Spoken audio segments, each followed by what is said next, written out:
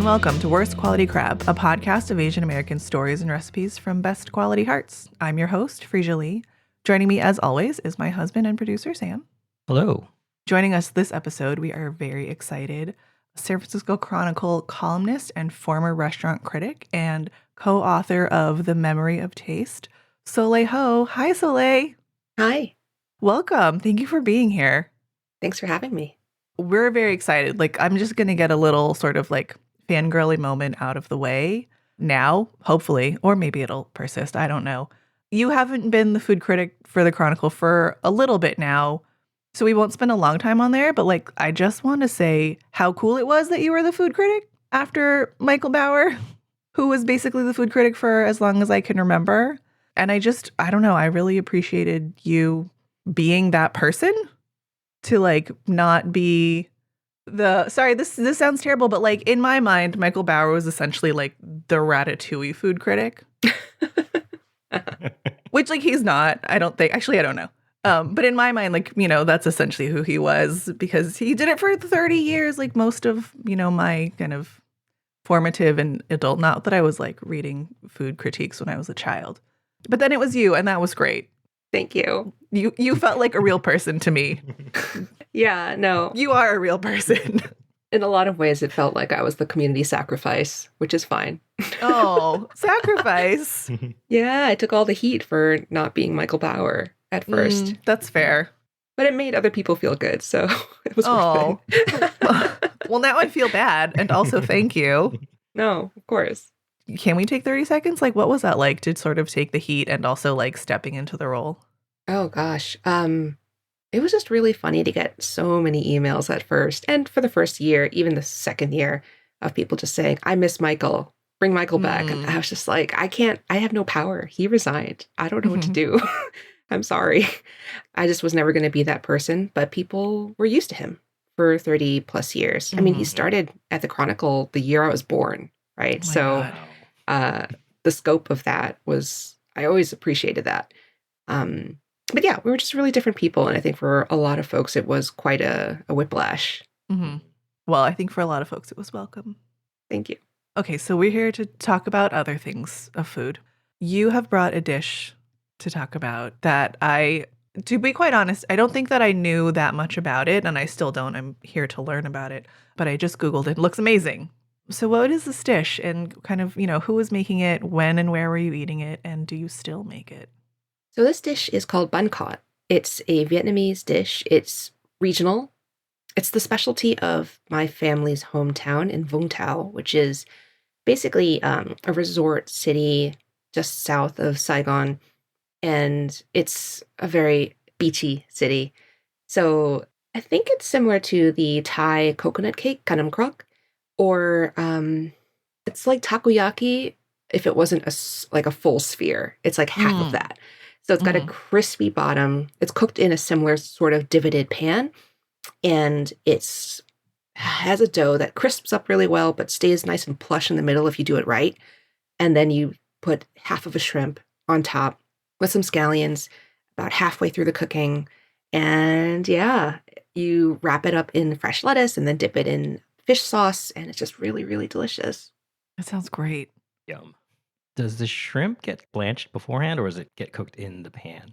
It gets cooked in the pan. So you cover the pan as it's cooking. And because the shrimp is also sliced in half, it's very thin, it's very fast.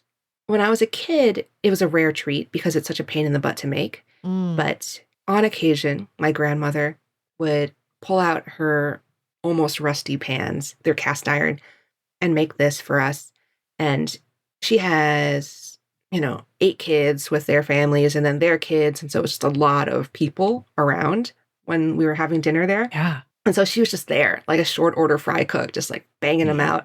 And, they'd say oh, it's ready. And then everyone has to run to the table and then, wait for the next batch. You can't wait because it just gets soggy or cold. And when it's super, super fresh and crisp, that's really its peak. Frankly, we used a mixture. There's a lot of Vietnamese foods that have bagged mixes now, which is great. Sort of like a Betty Crocker deal. Oh. And it's a mix, I think, of tapioca and rice flour and turmeric. And then you put some coconut milk in it to really moisten the dough. and make it almost just a batter. Mm. And it's easy, right? Except the effort, the technique is what's hard. And so if you don't have the time or don't have the energy, then you don't make it. I think the last time we made it was actually, she didn't make it. She's much older now and isn't able to cook as much. So my cousin and I made it during when my grandfather was in sort of hospice at home, and we just wanted to make something and like make a good sort of experience for people who were all there just to essentially just wait for my grandfather to die, right? And so we filled the kitchen and the house with like the smell of like fry oil and shrimp and turmeric, and I think people were just really happy for a minute, and that was really nice.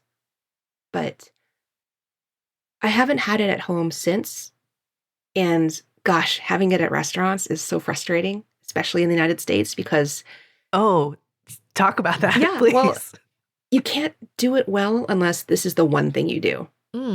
So in Vietnam, which can sustain a lot of these like one dish restaurants, you can have amazing banh khot, right? You can have amazing banh cun, stuff that is so finicky and perfect when it's like done well. It's such an amazing experience. But here you have people trying to do it and really putting in effort, and they're using like muffin tins, they're using deep fryers, and it's just not the same. It's not. You have to just baby it on the stove and just make sure that every little bottom is like perfectly crisp and serve it fresh. And if you're doing that and making pho and doing like it just, the focus really, you can taste the lack of focus. That's so interesting because actually in getting ready for the show, I was thinking about how I feel like I don't have very much exposure to Vietnamese foods, and a lot of it is like my neighborhood pho spot or my other neighborhood pho spot, honestly. And I was like, oh no, like I'm not exposed. I'm really lacking in this area. Like, what can I do? And actually you saying like, a lot of these things are because they're like single dish restaurants and they just don't transfer well. One, I feel a little bit better because I'm like, oh, it's because they're not doable here. But I think that's just such an interesting sort of cultural difference, right? Where you can sustain a single dish restaurant where like we don't really have that much of that here unless it's like a specialty dessert thing. It's a smash burger or something. It's like a smash burger or like a, fancy cream puff pop-up or whatever. I don't know, it's just really interesting to me, and to think about like how, because those things can exist there but they don't transfer, like we just don't get it, and sort of like a, not even a mass consumption, but like even seeking it out is really hard. And I wonder if there's a remedy for that. Sorry, this is a big question. I didn't expect this to go there. But I'm like, how do we get to eat more foods is where I'm really going with this. Well, we don't really have a robust street food culture here in the Bay Area, right? There are some exceptions, right? Around the Coliseum in East Oakland, you see a lot of really cool specialists who do Mexican cuisine on the street. But largely, you're not going to see that with regard to other types of cuisine. Like Fruitvale, amazing, right? Like you have stalls that set up on the sidewalk and do pupusas and things like that. But they're very much gray area. I would imagine they're mostly not street legal, right? Yeah. And yet in California, we do have provisions to allow people to go legit while selling on the street. It's just that the counties of the Bay Area largely don't have those provisions ready in their health departments so that people can't really get those licenses, unfortunately. Like you can legally sell packaged goods like chips on the street, but that's not what we're talking about, right? Yeah, so yeah. It's been law for a few years now, and San Francisco in particular has just really dragged their feet. But maybe they're working on it. They always say they're working on it. I check every once in a while, but there's no process right now. Oh, I guess that's why I saw the bacon wrapped hot dog guy get shut down recently, which was such a bummer, and the cops were booed. It was fair. Okay, going back to you and your family. This sounds like it is a family favorite. How does that happen, I guess? I think insofar as like, I feel like if I asked my family what our collective favorite would be, we wouldn't have one. And so it was just something that was just, your grandma was so good at it and making it enough. Or I guess I just wonder about like how family favorites come to be a little bit. Yeah, I think it's got all the aspects of, one, yes, it's a regional dish, but two, if you are an American kid, it tastes kind of like a loaded nachos. It has that same sort of textural contrast that's really fun. It's crunchy and then really soft and gooey. And then, of course, shrimp. Who doesn't love shrimp? So I think that is part of what made it appeal across generations in my family. Mm. And I have to say, I didn't have a restaurant version of it until I went to Vietnam when I was like 19 with my family. And we actually were able to go to Vung Tau. And we sat down at this stall and ordered some plates. And it was just, I don't know, there was this moment of just like, oh, this is so right. This is like exactly in a parallel universe where my family never left. I would be eating this like once a week, Mm. you know? Mhm. And it felt really right. Felt really like, oh yeah, this is familiar to me, even though it was such a rare thing to eat at home. Yeah, I don't know. I wonder if there's something about that for us where it just tastes like this imagined home, and maybe there's something in us that receives it in that way. Mhm. Mm. That's so beautiful. Where was actual home? For my early childhood, it was outside of Chicago Mm. in this city called Rockford, which is mostly known for being the home of Cheap Trick, the band. And uh, what else do we have there? I think the sock monkey was invented there as well. Oh, Nice. these aren't bad. It's pretty Yeah. These are cultural institutions. Yeah. Yeah.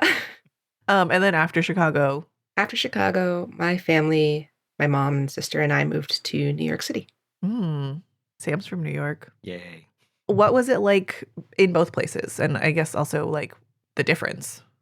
In Rockford, it was a lot harder to get Vietnamese ingredients for the time in which my family initially was there. Now it's a lot easier, but you know, you'd save up fish sauce and then drive to Chicago to do like the big haul and then bring it all back, right? Like it's that kind of life.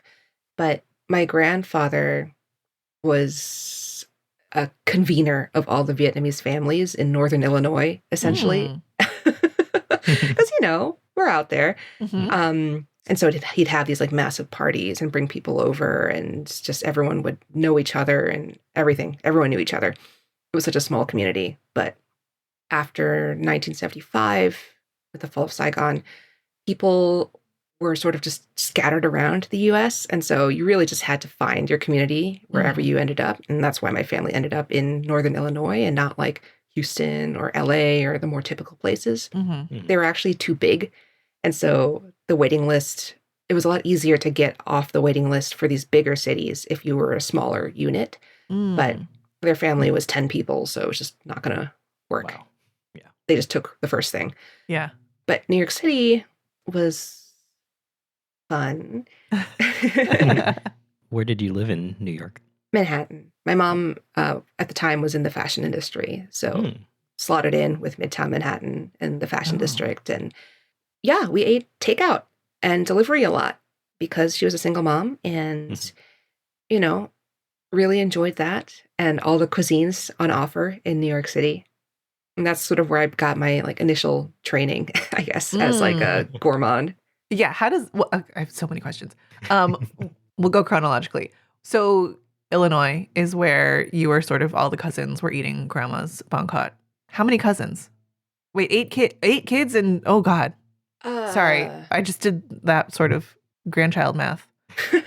Potentially. Yeah. Most of the family units in my family have at least like 2 kids. So many of us. Oh, wow. Sorry, we have 3 kids and I'm just imagining like making just regular pancakes for 16 children. And it sounds untenable. I'm so impressed by your grandmother. Like even more so. Yeah. Wow. Okay, so you go to New York and then you become a baby gourmand. How does that happen? Like, how do you get into this line of work that you're in? I'm so curious, like, because in part, this is also me just being like, how do people choose their lives? I'm in my advanced age, still trying to figure out what I'm doing. And I think all of the things that I did not realize were potential life choices for me when I was much younger. So I'm very curious how people ended up where they are. Yeah.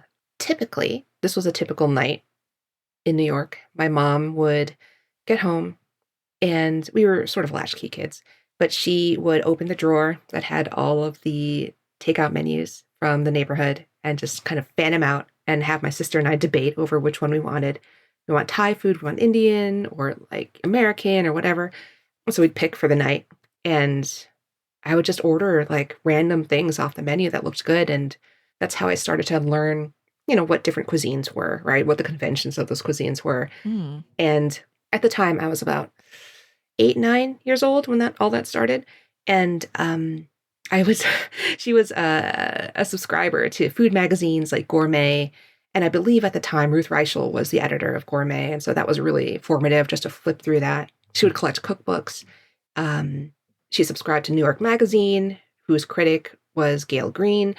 So I would read all that. I would like look for our neighborhood and see what new restaurants were popping up and like what she said about them. Because they had like an index too at the end of like all the neighborhood restaurants with like little blurbs. And I would be like, Mom, I want to try this one and this one. So that was just our hobby. She was always very much into restaurants too, because that was part of her job to just schmooze and have dinners out with her fellow fashion people. And of course, when you are in an industry like that, like being cultured was really important. That's really adorable. I'm imagining a little 8, 9-year-old you just like reading a magazine and Did you have a favorite restaurant or go-to takeout order? The one I remember the most is an Indian restaurant nearby. And I was just so obsessed with aloo matar, like the vegetable kind of quote unquote curry dish that was just really spicy and complex and just plain, really textured well. I loved that. Awesome. And I actually remember, God, speaking of like precociousness, when I was 9, I was in public school. And so we had a lot of like cheap field trips. And so one of the field trips was going to a neighborhood bistro and just talking to the manager about like what a restaurant is. I just remember he showed us the menu and he was like, had us read it. And I was just raising my hand all the time. I know what that is. I know what that is. Yeah. Do you think that field trip was maybe created just for you? I wonder. Yeah. I was such a twerp back then. I still am a twerp, but even more so. But then how does that translate, right? Like, I guess then what happens? I'm going to follow food the rest of my life in a good way, right? No judgment. Really what happened was I went away to college in Iowa and I realized that nobody else knew how to cook at my school, really. And I was cooking like pho and braising lamb and stuff, like all the stuff, because the food at the cafeteria wasn't good enough for me. Wow. Which, again, so embarrassing. Oh my God, that's so me. No, amazing. Not embarrassing. So when I had breaks, I would go back home. I would go to Murray's cheese shop and like get an array of cheeses and then bring them all back with me to Iowa. Oh my God, it's your version of stocking up on fish sauce. Exactly. Yeah, I needed like fine cheeses from around the world. Oh my God, I love that. Yeah. So I would do that. I worked at a restaurant for the first time, and it was a farm to table restaurant, like the one there. And it was wonderful. It was quite an education. And I graduated into an economy that did not have any jobs for people with bachelor's degrees in history. So I worked on a farm, and then I just found whatever jobs in restaurants because I knew that that was always going to be a stable, more or less industry where like people will always need people. So I did that for a long time, about 10 years.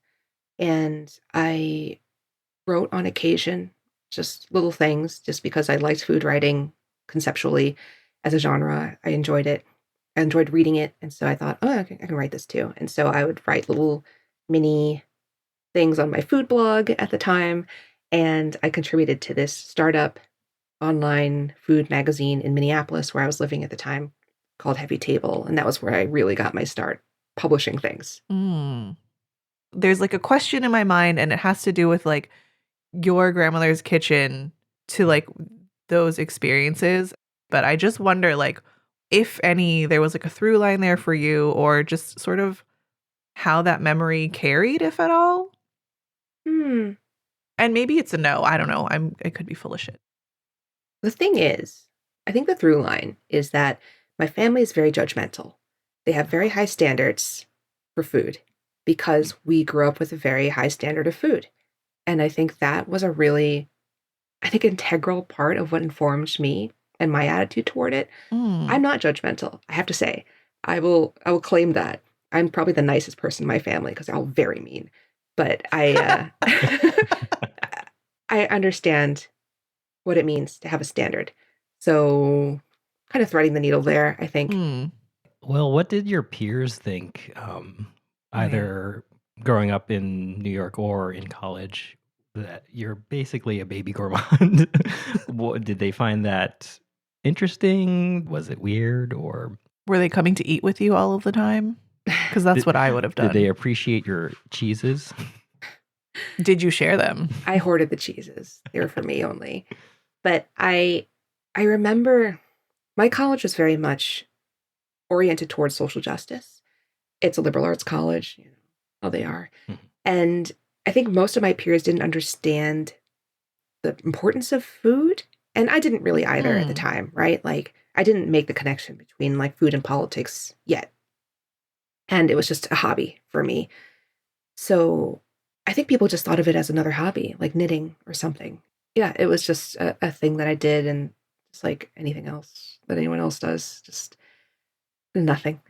The social rewards of knitting seem so much lower. I don't know. If I received a hat someone made by hand, I'd feel really honored. That's true. But that's one person. Like you can win a whole bunch of people over with a big pot of something. Braised lamb. Yeah. Well, a lot of people were vegans, so it didn't really go over well. Oh. I mean, I get that. Isn't Iowa all farms? Shouldn't every restaurant be farm to table? You would think. That's a bummer. I mean, most farms in America's heartlands grow corn and soy Yeah, that are not really for human consumption right. necessarily. So, Sadly. Okay, hard pivot. Want to talk about the memory of taste. You co-authored this cookbook. It's beautiful. thank you. What is your role in this? Like, obviously, it's the words, Mhm. and they're gorgeous. But if we can do a little behind the scenes on like what it's like to not be the face per se of a cookbook, what's that like? Yeah. So, it's probably not controversial to say that most chefs are really good at cooking, but not necessarily super articulate when Yes, describing what they do. I would imagine so. There's plenty of space for people who know how to write and know food to help them interpret their own work for an audience. Mhm. This was the first cookbook project that I've actually embarked on, Mm. like a full length thing. And Fu, the chef in question, Mhm. has been a longtime fan, which is so funny to say. Oh. But he's a fan, and that was really lovely to hear when he approached me to write the book. And really how it came down is I would talk to him every week for a few hours, just ask him questions about the recipes, about what he wanted to say, any stories he wanted to tell, and then I would just write all that down and then make something out of it. So it's sort of like Mm. I don't know, like Rumpelstiltskin, right? Like straw into gold. Mm. That was my job, is to be like a professional Rumpelstiltskin. Is there any part of it that is like yours also, or like you relate to, Frankly, or just no? I feel, just because I know my own writing, I feel threaded throughout. Okay. Because there's certain phrasings that are very much me that to just like let me get away with. Mm-hmm. There's little aspects that, like, there's a part in the introduction where we talk a little bit about white supremacy and how it works. Mm-hmm. And Sue and I have very different levels of like education. And so I know a lot of like the theory behind like sociology and like all of that stuff. Mhm. And so we really came to our explanation as it is on the page through a lot of discussion and just back and forth on how to translate all of that theory into something that felt right for him Mm-hmm. and his like level of like a voice. So yeah, stuff like that. It was very much a collaboration. I love it. This is interesting. So like since we started doing the show, I feel like I've actually started reading cookbooks for the first time and not just like finding the thing that I want to cook out of them. And I don't know if it's just because I have aged and this is my status in life of to just read the whole cookbook, or because I'm, reading cookbooks like yours where there is so much thought behind them. There are so many stories, but they're Asian cookbooks and Asian authors. Doesn't hurt.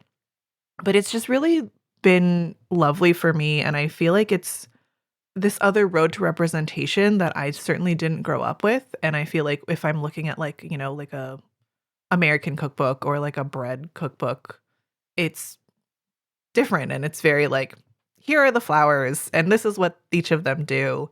And maybe this is just me like not knowing enough about cookbooks in general, but it makes them feel so much less like, here, just cook the thing and here's the technique and here's sort of the instructions, and more of just like a welcome glimpse into the cuisine, the authors, the life, some of the origin stories, and the places. And I don't know, it just feels like it's so much more than a cookbook, I guess. Yeah, that was our hope anyway. I think we owe a lot just in the cookbook world to books like, I feel like this was released in the 1970s, um, Spoon Bread and Strawberry Wine by Carol and Norma Jean Darden, which was very much about Black foodways and also was a biography of their family dating back to the 1800s. And so some of those recipes went into the things that people were cooking back then and oral histories and all of that amazing stuff. And it was so much more than a cookbook. And it's such a pleasure to read. So if you've never checked it out, definitely do. Yeah. It was a rarity at the time, and it's such an important document historically as well. And that's what we were hoping to do with this one, just to make it, just put down on the page things that we had never really read in books. Yeah. I mean, I think too, and I don't know if this is just, again, where I'm at in life. And sorry, this is not about me, but also coming up on the 50th anniversary of American War in Vietnam. And so like, I feel like more things are coming out in media and just around me in general, just the line of work that I do. But I feel like there's so much that we didn't know, right? Like there's so much that doesn't get taught in school still, but like certainly didn't in the past. And there's just so much more about Vietnam that I think a lot of us need and want to learn. And so to have more avenues for that, whether it's food or film, new wave, I don't know, like it feels very necessary. And it feels like this is the time where, especially given everything, where we kind of just need as much as we can to like not be tribal Asians and sort of like a Chinese only, Vietnamese, whatever, and really like learn about the sort of like Pan-Asian experiences. So I really just appreciate the book for that as well. Thank you. I'm just gushy at this point. Sorry. I just really love these beautiful cookbooks. What's next for you? I don't know. Because you've done such great things. I have my job. I'm working on a cookbook with Joyce Tong, who is the baker and founder behind Bake Some in Oakland. And so that should be coming out next year, maybe? Oh my nice. God. Yeah, so that's fun. It's all about Asian American pastry. And yeah, hoping to continue working on cookbooks in that way because it's super fun, and just continue chugging along at my job, doing jobby things. Jobby things. What are you cooking these days? Like you're writing for a lot of other people. You are clearly not a baby gourmand and just a regular gourmand at this point. But like, what are you cooking on a regular basis? I am or not struggling to get through my mountain of beans from the Rancho Gordo Bean Club. I have too many beans.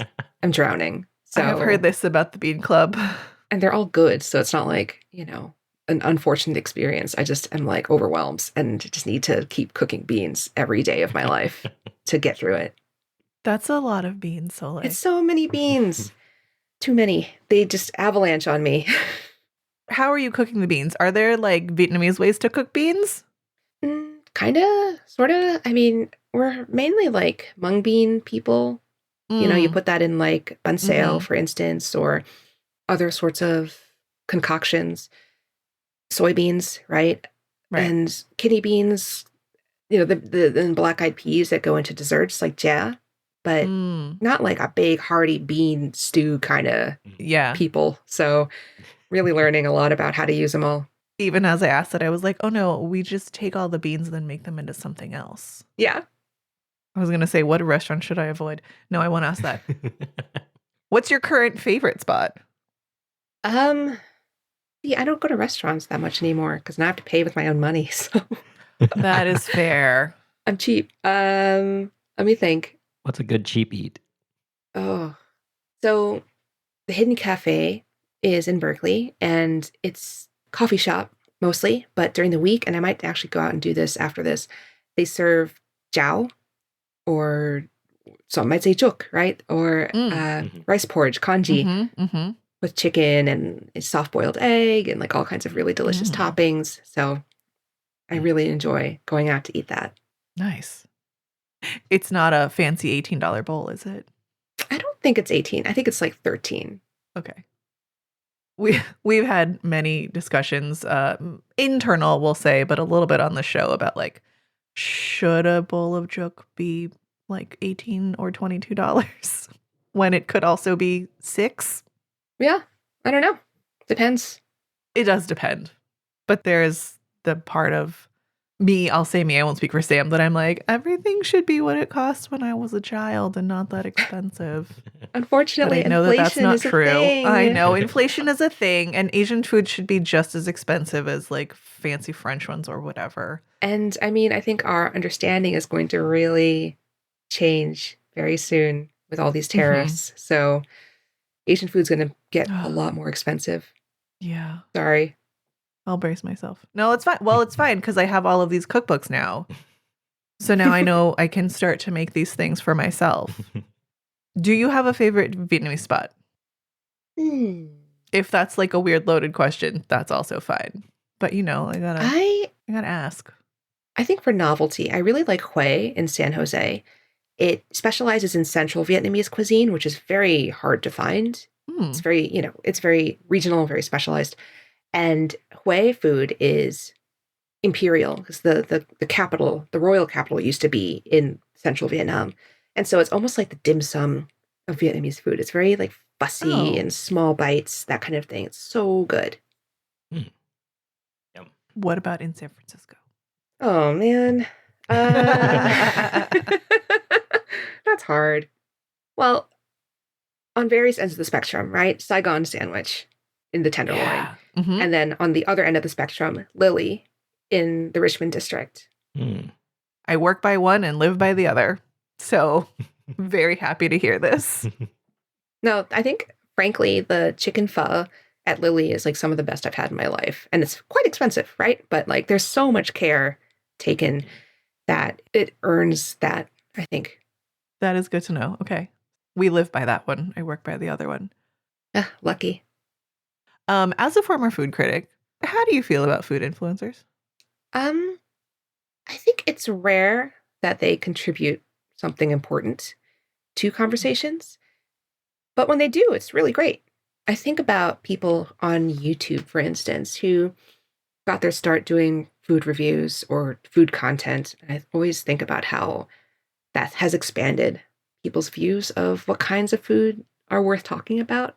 I'm thinking in particular, because I just sent this video out to some students that I was teaching, this series called The Pengist Munch. Have you heard of it? It's by this young man. At the time he started it, he was like a kid. Like he looks like a baby, like Gary Coleman in like Different Strokes. Just like really shiny, like beautiful cheeks, adorable kid in his, I think, school uniform in the UK. Aww. And he would just go to these like chicken places and try the chicken and just talk about it. And he had a very strict scoring system that he used for all of the dishes, the wings and then the chicken burgers, which they call there. It's just a really great use of the form. I would say that he's certainly not a professional, and I guess more of the influencer type, but I wouldn't call him that. He's just like a amateur food critic, and he does it really well. And he continues to do these videos, but I think that's the power in the sort of quote unquote democratization of food content. At the same time, I do think that it does, the food influencer economy does contribute to a lot of like disinformation in the food world because people don't quite grasp when influencers are being paid for content. Mm. And I think it muddles that information out there Mm-hmm. quite a bit. You don't trust it. You can't. And I think people need to be more literate with regard to the content they're consuming, not just in food, but in general. Yes, Mm-hmm. for sure. I was just curious, like this is what you like did. And I feel like now there are so many people who are just like, I will start doing this and then I will turn it into a career, sort of reverse style. And I guess I'm just old enough to be like, is that how things work now? Well, to be fair, nobody knows how it works. How does someone become a food critic? It's a mystery. That is true. So, of course. That's why I asked. And it's... How did you get the job, Soleil? That part I didn't ask. Is it like a Craigslist ad? No. Weird story. So, obviously, when Michael retired, it was news. And I was certainly following it just because I was curious and interested from my perch in Minneapolis. And at the time, I think people in the food world knew me through my podcast, Racist Sandwich. And best podcast name ever, by the way. And I say that with our name, which people enjoy. You'll have to thank my co-host for that one. But still, it was, at the time, I was just speculating like, oh, I hope they replace him with someone cool. And they did. Thank you. But I remember reading, for some reason, the Washington Post was covering this a lot. And so I remember reading an article by Tim Carmen in the food section there about this and people just speculating like who they want to replace Michael. And so there's like all these random people in San Francisco food saying like, I want this person, this person, this person. And in it, he said the two front runners were Tejal Rao of the New York Times and Soleil. And I was like, what? Why? And at that point, I hadn't even like applied. So I was like, okay. Oh. If I'm a front runner, I might as well apply. You got scooped on your own job. I know. Life. Right? I think future me must have whispered in his ear or something. Yeah. Oh, hey. Who knows? But yeah, that was really strange. And so I just applied just to see. From my perspective, I had very little qualification for the job. And I had spent years like making fun of food media. So I was like, surely they won't hire me. Oh, and here we are. Yeah. That's an awesome story. Yeah, I'm sure you can find the original article where that happens. You got to get future you to start whispering some other things. Right? Like what stocks to invest in? That'd be great. Yep. Soleil, this has been awesome. I think you, in some ways, have lived some of the things that I like didn't even think were possible for not Michael Bauer, because I grew up here, and so sure, yeah. So yes, so forgive me for this fangirly moment, but you're so interesting. The book is so beautiful. Listeners, The Memory of Taste, to go out and get it. The recipes look great, and I think the writing is really like just so beautiful and like what keeps me going. And I'd imagine you're even like writing the little bits about the fish sauce and the different condiments and things like that. Yeah, they're all great. Thank you. They're just excellent. So listeners, go out and get that at your local bookstore. Soleil will be at the Ruby in San Francisco on March 14th. I believe it's a community potluck and you can get tickets online. Soleil, where can people find you if they want to, or you want them to? Don't look for me, please. I'm on, let's see, I post my little posts on Instagram, Soleil_ho, or on Blue Sky, soleilho.com. And also, obviously, I have a website, soleilho.com, that I do not update ever. But yeah, till then, I am just writing at the Chronicle. Again, my little posts. So I have a story about bidets coming up soon, which is going to be very interesting, I think. Yeah. We had a work question about bidets, actually, if I may. Okay. If you have like a fancy Toto toilet or a bidet or whatever, like the add-on, if it breaks, do you need a plumber and an electrician? I don't know. I don't have a fancy one. Fair. Anyway, if that ever comes up, just, know that people are asking, people are curious, and maybe include that. For sure. No, I was writing about because I was just in Italy last week, and I learned that every home in Italy must, by law, have a separate bidet in addition to a toilet. Wow. Otherwise, it's not considered a dignified, livable space. Oh, God. None of this is livable then. Yeah, no, very few homes in the United States would qualify. Wow. That's a perspective. I'm going to sit with that one for a little bit. Yeah, so what if none of this is livable? Yeah. What is livable? How do we define it? What is livable? What standards do we feel make sense? Very cultural. This is maybe a whole other podcast. This is a whole other show. What is livable? Oh, boy. Well, thank you again for being here. This was truly really great. We are so honored to have you. Again, listeners, The Memory of Taste. It's great. I can't stop reading it. I will start cooking it also. I'm a little intimidated, but I'll get over it. If you want to find us for any reason, you can find us at worstqualitycrab.com. You can also find us on Instagram at worstqualitycrab. And if you would like to email us, you can do so at worstqualitycrabpod@gmail.com. And until next time, we will talk to y'all later. Thanks. Bye. Bye.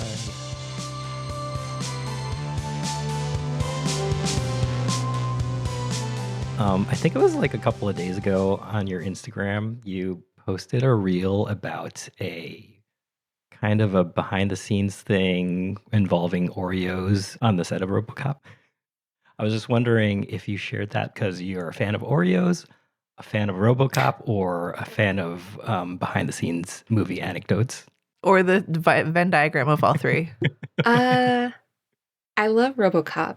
And that scene came from Robodoc, which is a multi-part series about the making of Robocop. I am aware. Which I watched a few months ago with my husband, and we just totally geeked out on all the Robo lore.